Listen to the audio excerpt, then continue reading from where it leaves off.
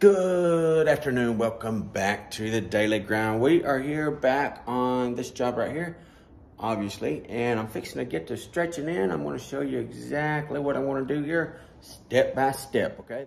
The first thing that I'm gonna do, because I have my corners cut down already, you can see where I cut my corners down in order to get my seam laid out, get all my seams made. Even those corners up there are cut down. So I done that knowing the way I was going to stretch. So knowing that I was not going to cause an issue the way I'm going to do this. So if you're not too sure of which way you're going to stretch, you always need to get that in your head before you go cutting everything down, okay? Because you can really get yourself in trouble, especially on this low pile carpet like we're working with here. So first thing I'm going to do, you see where I got my headpiece right there. I'm actually going to tie off probably about this much, maybe 4 or 5 feet here on this wall. That might be a little bit much, but it's not for the size of this room, okay? Typically you want to do about 3 foot. We're going to do about 4 or 5 feet here on this. That way I can get my stretcher all the way up here. I'm going to stretch here with my very first stretch and then work my way to the corner. Once I get that done, I will take my tailpiece just about straight right here. I might have to go with a little bit of an angle, but I want to get at least one stretch from there right up into this cubby. I at least want to get one there. Alrighty, got my stretches here. Everything is done, what we just talked about. All that stuff is tied off. You can see it caused a pucker right there where I used my needless and stretched the wall back so I can ensure that it's not going to pull off. That's extremely important, especially on this little thin carpet. And check this out. We're fixing to stretch long ways right here. This is a pattern carpet. So what I've done, I took and ran me a row.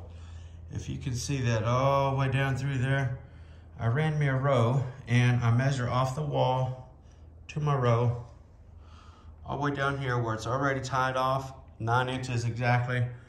Boom, right up there whenever it's like 8 and just barely over 3/4, so I do have to work it that way. Let's see, that way just a hair whenever I do that. And I got lucky right there because of my corner right there. I was expecting I might have to go the other way. But anyway, I got to barely do some adjustment on that. Like I said, a little less than 1/4 inch to get it dead on. And then once I get it stretched and my pattern is perfect, then I secure it to the tack strip and let off of the stretcher and it'll be stuck and good to go.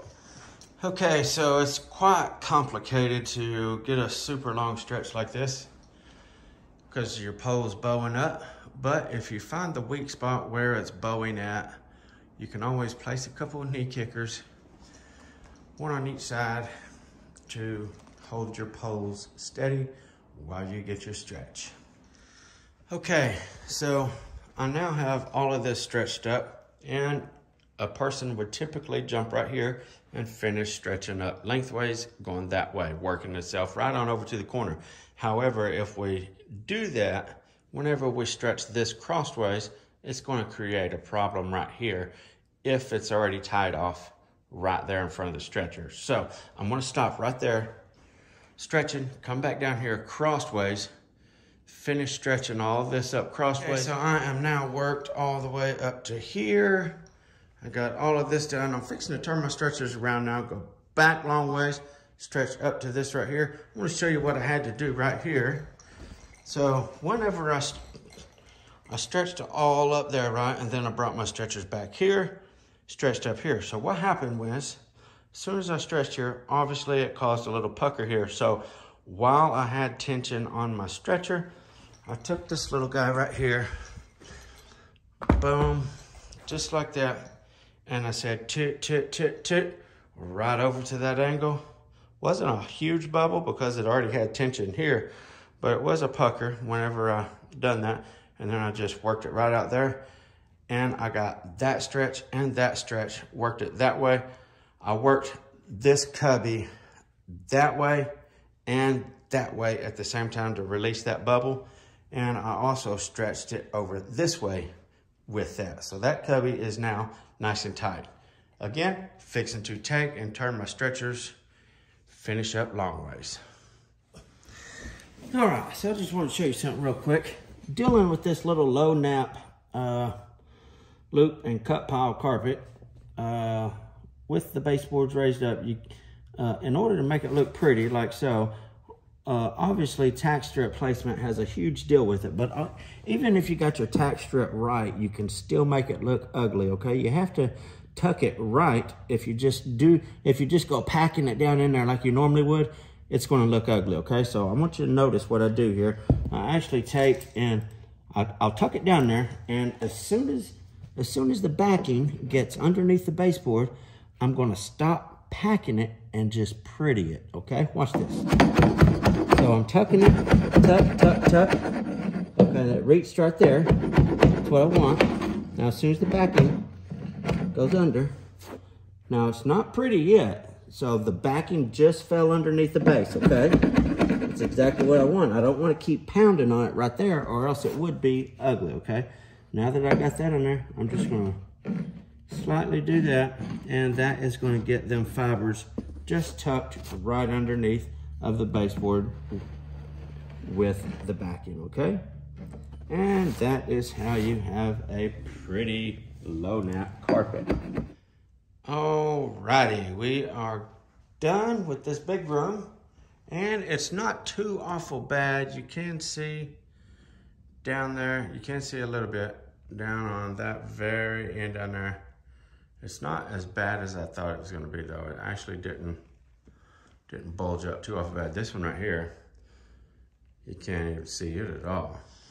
Cock-a-doodle-doo, done with that room. Fixing to jump over here and do this one. I don't reckon there's a whole lot to talk about in this, just a little rectangle room. So what I'm going to do, I got my doorway already. I will tie this little wall off, just a little bit right here. Stretch that way, 3 or 4 stretches maybe. Tie this wall off, stretch that way. Once I get that lengthwise stretched up, I will tie this wall off, finish stretching up crossways. I cranked the heat up on 72, and I went ahead and did some tack stripping on the steps while I was waiting on it to warm up and get the carpet a little bit of warm time. I can't believe that somebody turned the heat off yesterday. That happens quite often here. But anyway, you can see how I got my tack strip going on. It is already nailed. I stapled it on there just like I always do. So I'll come back and snatch them staples out, snatch them nails out, and sweep them off real good. And I wanted to point out the edges, how I got them cut on a point right there. That way my pad will actually come all the way over to the edge of my step and wrap over. That way on the edges of my step, it's nice, clean, and consistent looking with that real thin carpet. Alrighty, we got this other room done. Run a row down this wall whenever I started. After I run a row on this one, you can still see it a little bit right there. I ran it down there to make sure I was all even and everything, kept my line straight, and then once I turned around this way, you do the same thing over here. See my line right down through there a little bit anyway. So I was crawling all over it, but anyway. Keeping it straight on that wall. Should be good over here. Honestly, I haven't even looked. But I got the 2 walls good, so this one should be good as well. Anyway, got the super long wall right here. This is the longest wall in the whole room.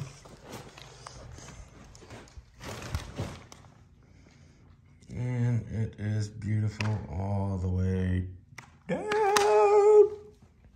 Anyway, it's time to get on some steps. Alrighty, we got the steps tack stripped and padded. We are now ready to go, but I'm not going to stay any longer. It's about 4 o'clock. I'm tired, so I'm fixing to head out to the house. But anyway, like I was talking about earlier, how I cut my tack strip there at an angle, see that? It just allows me to run my pad all the way to the edge of my wall here. That way, on the front, it has a nice, clean, consecutive look. And you guys probably know that duct tape prevents the pad from breaking down, especially after the other day's video. So I always will take and put duct tape on the edge of my stair noses like that right there. So it'll last a lot longer because this is a home for someone. It's not a rental property or anything like that. So this is going to be here for a long time, hopefully. So we want to do our best to make stuff last as long as possible. But anyway, this is them. Again, I'll come back in the morning and do it. Got one little crazy thing going on right here with this top step. So I'm not sure what I'm gonna do with this yet. I guess I'll just figure it out as I go. But this right here is just all broke off. I mean, I can get my hand in between there and there's nothing to put it to. Just a little sliver right there. If it was at least that big, I could put it over there and staple it to it, but there's even nothing there. I'm just gonna have to have like a little fake something there to make that go around. Same thing over here. But like I said, I got nothing here to work with. And enough right there to even staple that too. So I might just have to turn it under and staple it here or something. I'll figure something out. I'll see what happens there. It might be, probably not staple it because it'll just look ugly on that kind of carpet. But whatever I do, I'll hot glue it so it ain't looking ugly. But anyway, we got her ready to go. So tomorrow, I won't be able to, I'll be able to finish this out for sure. I guess I'm gonna do a Z-bar right there. I'm not sure what they're gonna do in this little bathroom, so I'll just finish that off in the proper place. And everything else is done. Let me step over here so you can look at the seam from this direction. You can see it over there. Like I stated earlier, it's not as bad as I thought it was gonna be for this type of carpet, so I'm happy about that, but it sucks that it shows up because the seams actually turned out beautiful. So it sucks that it shows up like that. I really, really wish I had ran it long ways and put my seam over here. It would have showed up here, obviously, but so really I don't even know if I don't know if the trade would have been worth it, honestly, because this is definitely going to be wide open. There ain't going to be no piece of furniture, nothing there, nor over there. So I don't know. Either way, it would have showed up. So it's just where do you want it to show up at, I guess. But anyway, everything else turned out quite lovely. Okay, so I never did tell you guys this. Whenever I was thinking about the layout of the carpet, I definitely made sure, because we got a step right here, to lay the carpet down that way so it would be flowing over the steps down like it's supposed to be, okay? I just wanted to point that out real quick. It is important. It looks ugly, especially on this type of carpet. If you have the carpet running up the steps, you always want it running down, okay? Anyway, that is it for today.